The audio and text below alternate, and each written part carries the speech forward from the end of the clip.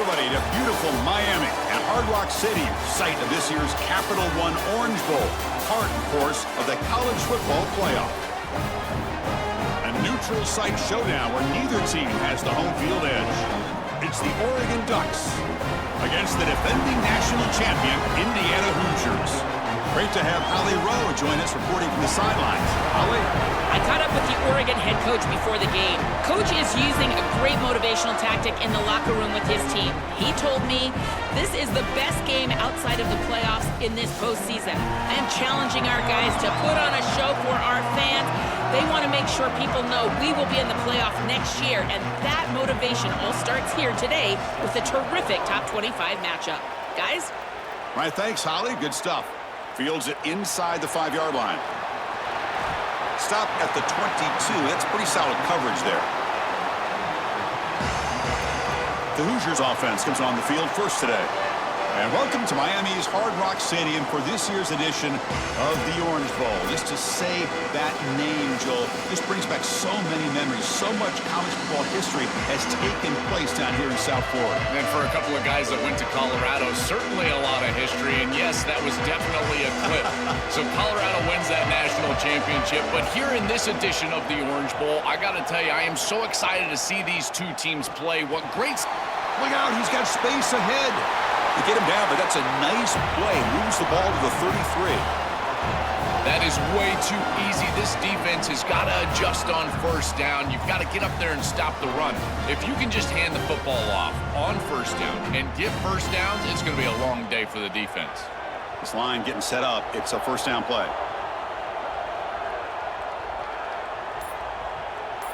Back to pass. It's Hoover. The pocket breaking down. Just gets the pass away, but took a shot that time. Well, we knew this was going to be a key for this defense. They had to impact the quarterback, make him feel you in that pass rush, and they're able to get to him and hit him as he throws. That play right there, that'll pay dividends the rest of the game. So second down after the incompletion. From the gun, he looks for an open man. Looking for the wideout. Diving grab. What a play by that receiver.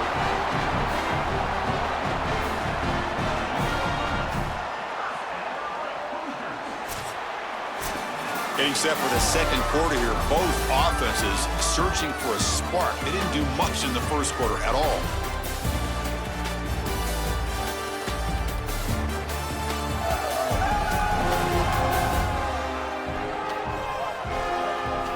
As we get lined up here for quarter number 2, we'll see if the offenses can get going. They didn't do much in the opening quarter.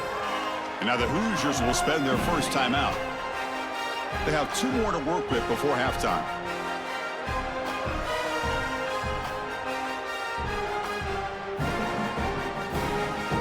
So here we go, first play of the quarter. The offense has a first down. He's looking to throw.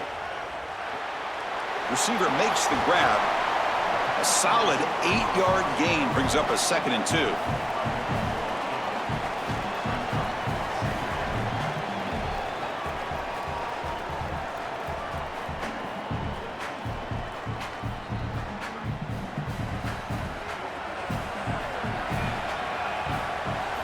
And he'll set up to throw.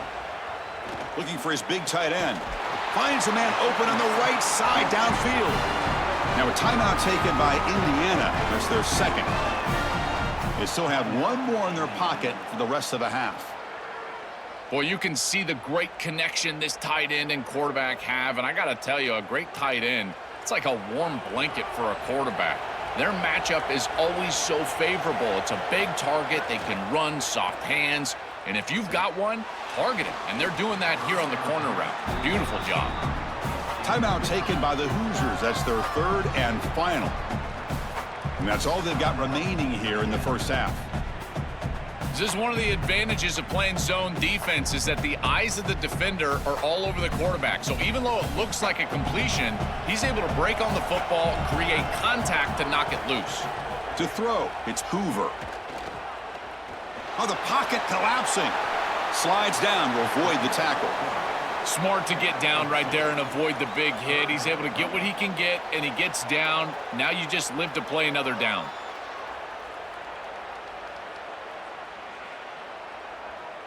Looks like one more play here before halftime. Drops back, needing a third down completion here. Caught over the middle. It's Richard. Not quite enough for the first down. Going to be fourth down and just inches. And that will do it for the first half here. Kevin Connors now has our halftime update. Fellas, by the looks of things, we've had one enjoyable first half in Springfield. And talk about a good competitive game so far. Not saying this has been the best first half we've seen in the history of these two programs, but they've matched each other's intensity, and the result has been, well, a good competitive game so far. They don't call me the most creative man in broadcasting for nothing, you know. And on that note, time to throw it back to our guys at the stadium. And the Hoosiers will kick it away to get us going in the second half. And it comes out to the 25. No return attempted there. And the Oregon offense comes back out on the field. A scoreless stalemate in the first half. Let's see if they can get something going finally as we begin the third quarter.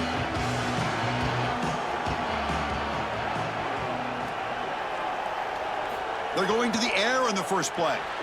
Caught behind the line. It's Johnson.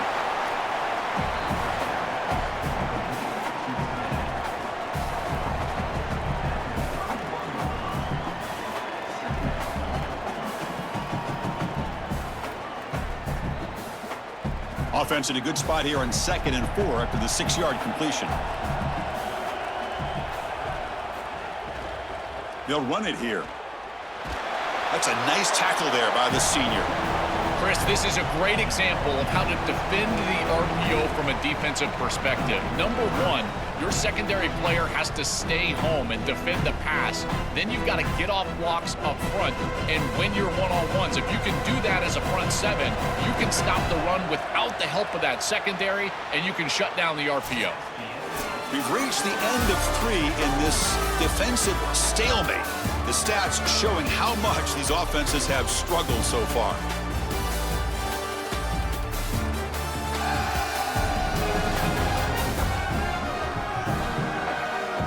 It feels like the first team to put a point on the board is going to get the W as we head into the fourth. And the Ducks will signal for their first timeout. They'll still have 2 available as we approach the end of this game.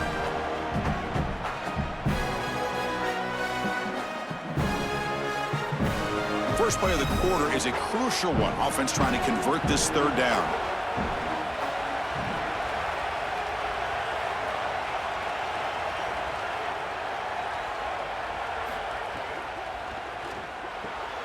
Grab near the sticks. It's Moore.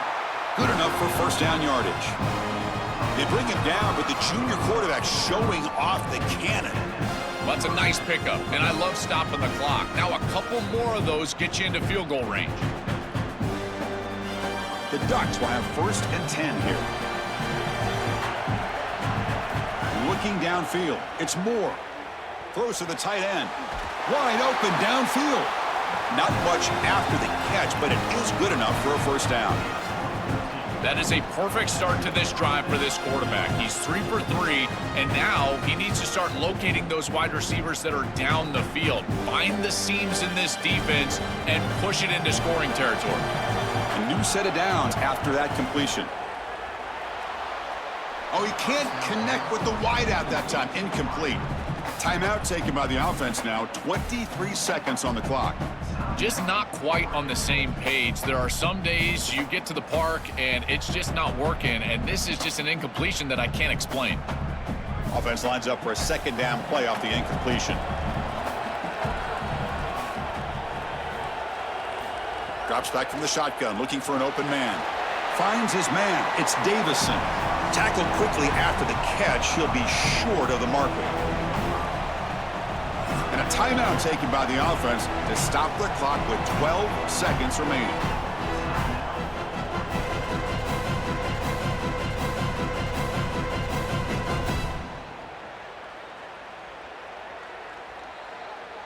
Third down play coming up. To try a field goal from here would be 55 yards. Here's the snap, looking to throw here. Screen to the receiver in the flat. That's big. They convert on third and set him up first down from the 32.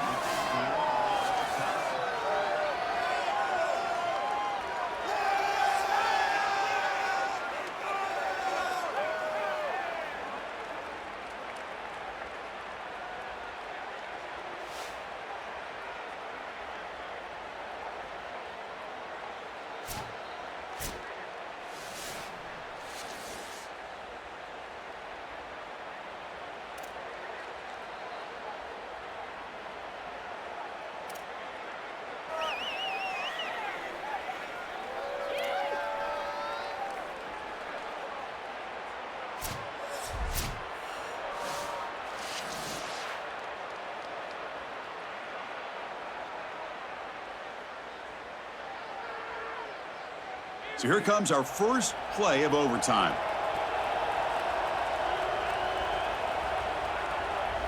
Dropping back, it's Hoover. Snags the quick throw.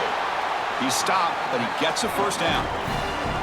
Well, it's another first down on this series, and they're doing a great job. This quarterback continues to see the defense really well and get the ball out on time. Now, once you're in the scoring area, you just can't take a sack and don't force the ball down the field. The Hoosiers will get overtime started with the offense on the field. Trying to find room. It's Martin. And they finally bring him down at the 5. Offense really threatening now. Chris, I think they need to change the look up here defensively on first down. With 2 safeties back, it's just too easy to gain yards on the ground. They're giving them a free 4, 5, 6 yards every single time. That's keeping them out of passing situations, and you can't get your pass rush going. They need to adjust. As the field condenses in the red zone, it becomes so difficult to run the football, and I think it becomes even more difficult to do it out of the shotgun. Because remember, you need space, you need to put the defense in conflict, and if you're not able to do that, then you need extra blockers. You need the tight end, you need the fullback, and you need to get downhill. You can't really do that out of the shotgun. I've always been a big believer that you build defenses front to back and inside out. There is nowhere to go in the middle of this field right now. They're doing a great job of not allowing that offensive line to gain traction at the line of scrimmage. It's a beautiful stop right there. Really nowhere to go in the middle. And it sails right through the middle of the uprights. Solid kick. So we have our first points on the board. That makes it 3-0.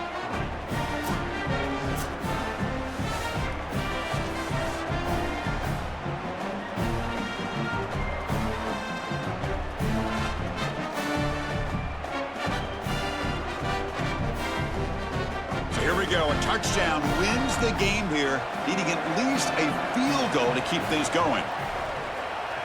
To throw, it's Moore. Caught by the receiver. Chris, the quarterback sees man-to-man before the snap, and he knows he's got the slant. Now it comes down to execution. He puts the ball right on the frame of the wide receiver, and it's a nice completion.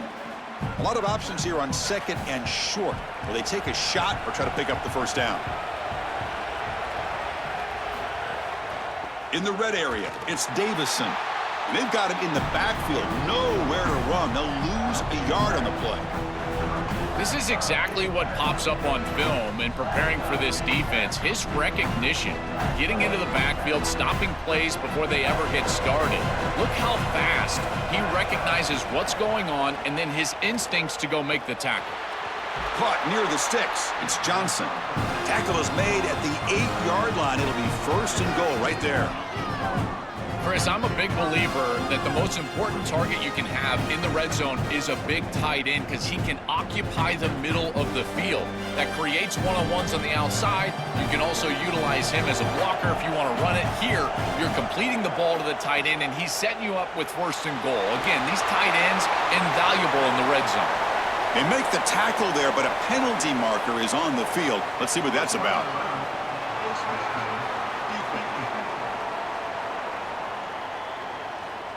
That's an emotional moment in this hard-fought game, but that personal foul call in OT could be really, really costly.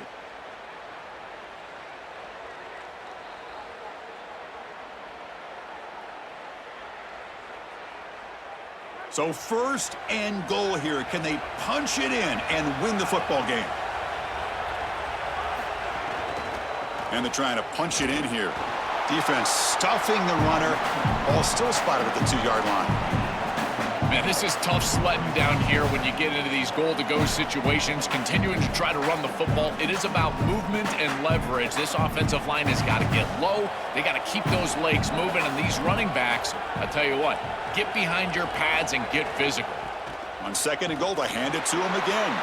No, he didn't get in. He stopped short. It'll bring up third and goal. Really good run by that running back. I thought he was going to get into the end zone. Why not reward him? Go right back to this guy. He's the hot hand. Give him the ball. He'll punch it in. So buckle up here. It's third and goal with a chance to punch it in and win the game right now. Trying to get the throw off. This one's going to fall incomplete. Brings up fourth down. Well, this defense better not get too comfortable. They threw it on 3rd and 1 because they're likely going for it on 4th and 1.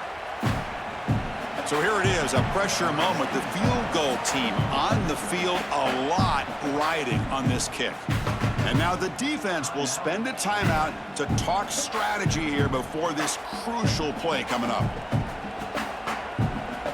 So on 4th down, here comes a crucial field goal attempt.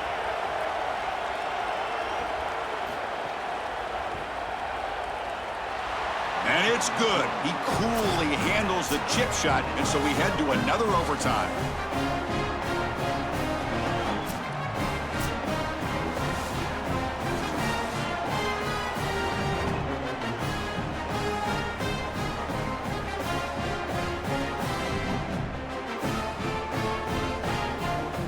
So one overtime, not enough to decide this one. Here comes the first play of double OT. To throw, it's Moore. Looks left and finds his target there. They bring him down quickly, a short pitch and catch to get a little bit closer to the marker.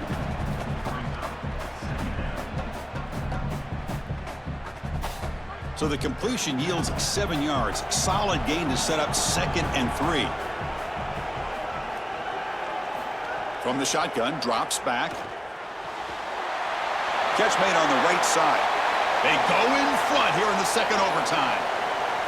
Chris, there's only one objective when you run onto the field as an offense and you've got great field position like they had, and that's to stick it in the end zone, and they're able to do that. Capitalizing on those opportunities, that's what good teams do.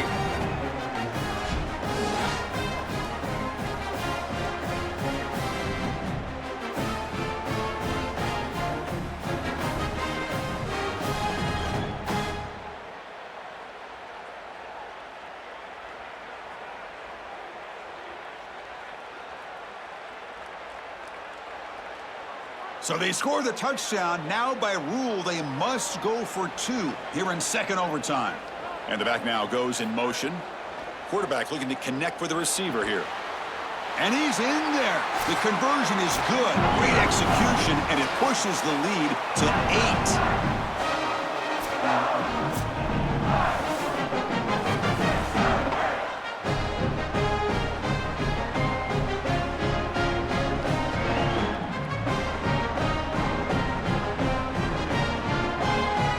Pressure on this offense here in overtime. They must score a touchdown to stay alive.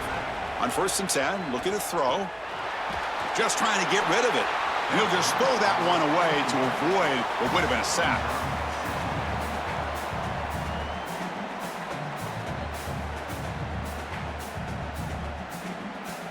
Incomplete, so it's 2nd down and 10.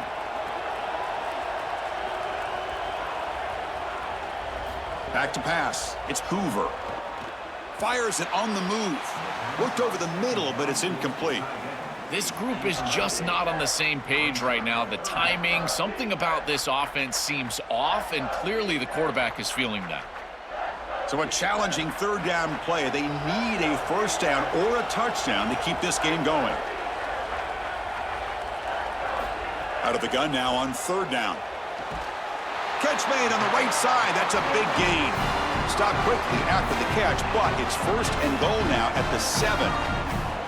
No mystery who they're looking to on third down. You find your best wide receiver, you love the matchup, and you go to him. That's an easy pitch and catch and an easy first down. So now it's first and goal. They have to punch it in here to keep this game going. Looking to chuck it again. And he's in for a touchdown. But still work to do. They need a 2-point conversion to force a third overtime.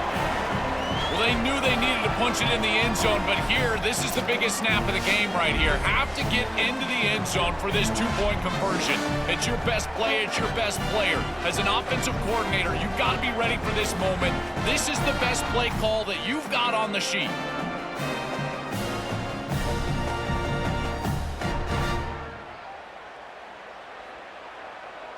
And now the wrinkle here in double overtime. They must set up for a 2-point try.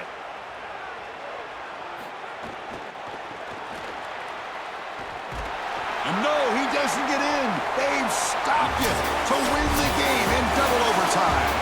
And that will wrap up our coverage. Hope you enjoyed the game. For Joel Klatt and Holly Rowe, I'm Chris Fowler. This has been another presentation of EA Sports College Football.